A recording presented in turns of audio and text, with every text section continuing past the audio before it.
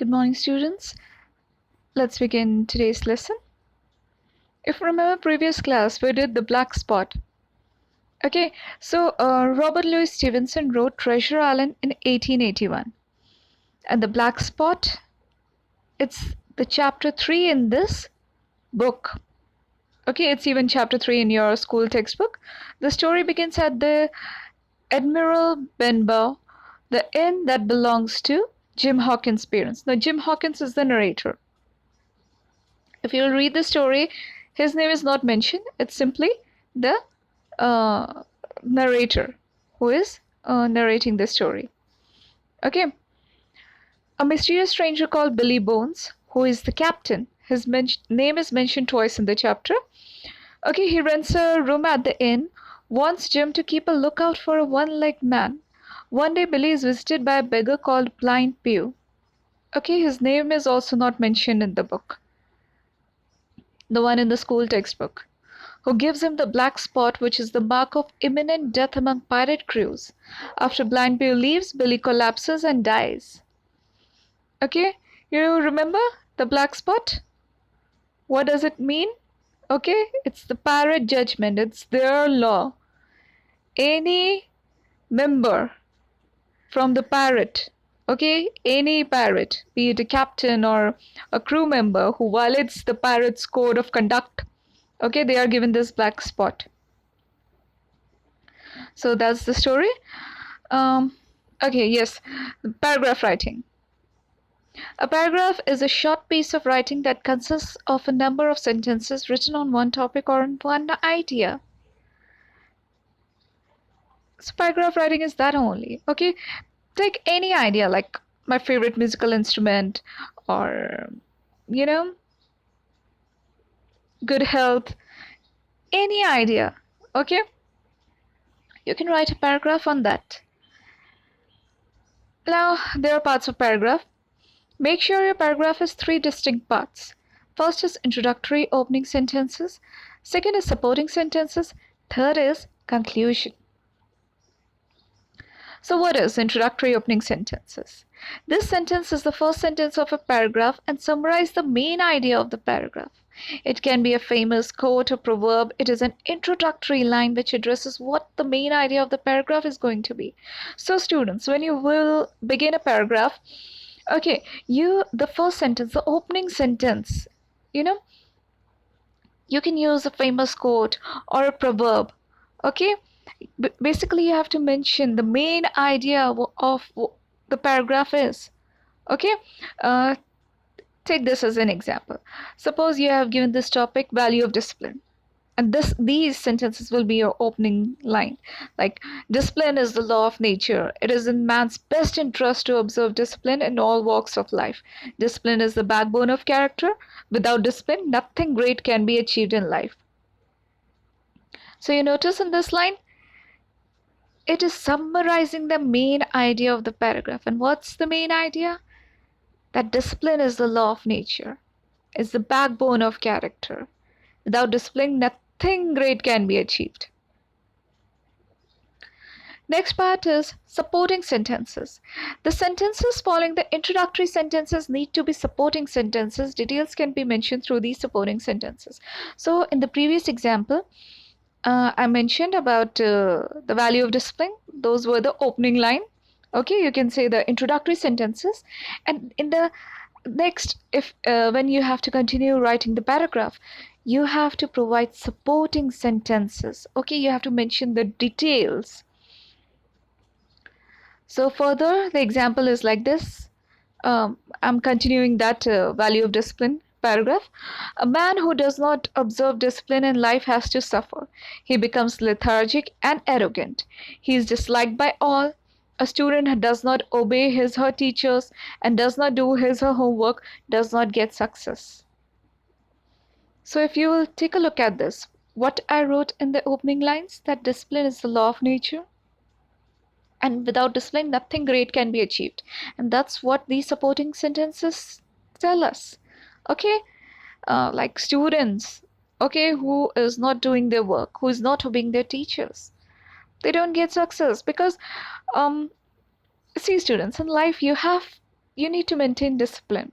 If you will timely do your homework, okay, timely you will revise all the things that is taught in class, then success is definitely yours. Okay. Further is this: if sportsmen do not observe discipline, cannot hope to win any match. In the army, discipline is of utmost importance. Discipline leads to harmony, whereas indiscipline leads to confusion. No life is worth living without discipline. Now, these are the further supporting sentences. We are mentioning about how it's important for a sportsman to have a discipline in life. Okay, the army men, okay, who are at the borders of the country, okay, they protect the country, and discipline is very important in their routine, and no life is worth living without discipline. Next comes the conclusion. The last sentence of the paragraph should be the concluding sentence. It should tie the supporting thoughts together. In other words, it should close the paragraph. Okay, so sentences which close the paragraph is the concluding sentence. Now let's see what's written here. A disciplined person is an asset to himself, to his family, to his society, to the nation, and to mankind. Discipline works everywhere. It controls the physical movements and our morals. There is no sphere in heaven and the earth where discipline does not dominate. Now, did you notice how I have, concluded this paragraph, mentioning how discipline is is an asset. Okay, it's important for us, and it works everywhere in our life. Okay, and there is no sphere in heaven and the earth where discipline does not dominate. Discipline is everywhere. Okay, quick, take a quick look at this. Introductory opening sentences. This when we have introduced the topic, the value of discipline. Okay. Next comes the supporting sentences, where I have mentioned about students and sportsmen, and army people. Okay, and at the end we have concluded. Okay.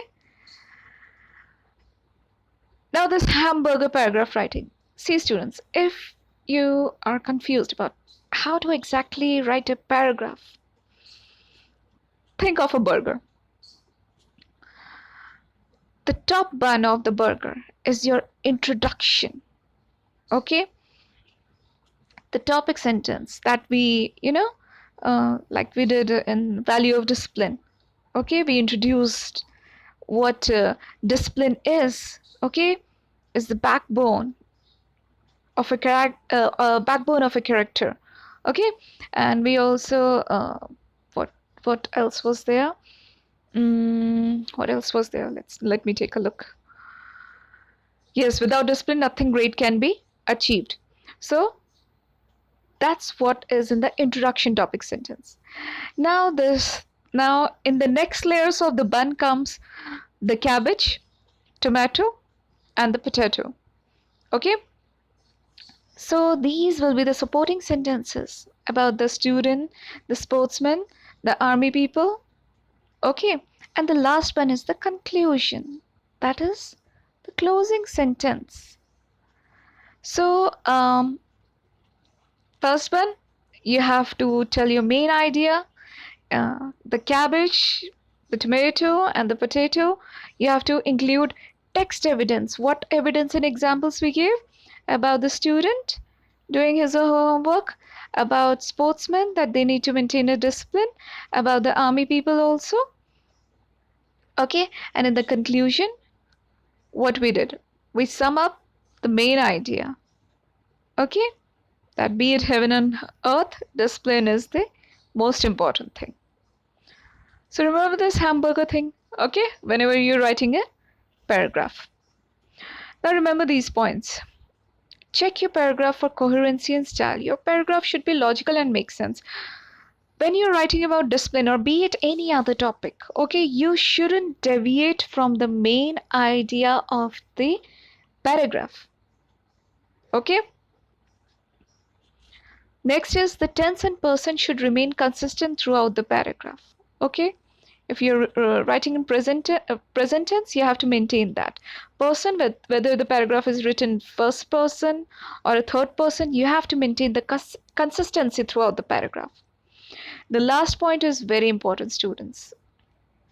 That is, do check your sentences for any spelling errors and punctuation. Now, we all know this, that there are spelling errors. So once you have written the paragraph, just read it again, cross check your spellings, and most importantly, the punctuation. Okay, the comma, the full stop. Okay, you know what punctuation is, students? I hope so. So there is one more question that comes, why? Why we should do paragraph writing. In fact, why we should even do the writing thing. Actually, the act of writing can help you better comprehend your thoughts and feelings. This is because writing tends to rouse questions about your life and direction. Through the process of populating a blank page with letters and words, writing can be a useful mental health tool that both records your experiences and allows you to work through them. So, students, have you noticed that there are some people, who write diary, who write journals? Okay, they express their thoughts. So, writing is something that allows you to express your feelings, your experiences, and it's really a healthy tool, okay, for your mental health because you are expressing your each and every thing, okay, whatever comes to your mind.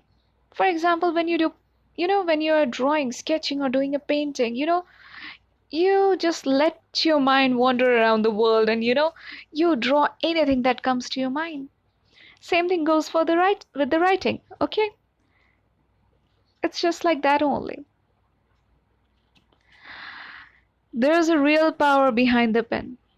Remember this, students. Also, May, I think it's from 18 to 22nd May. I guess these are the dates. It's a mental health week. So why don't you utilize this week doing good exercise and writing something up.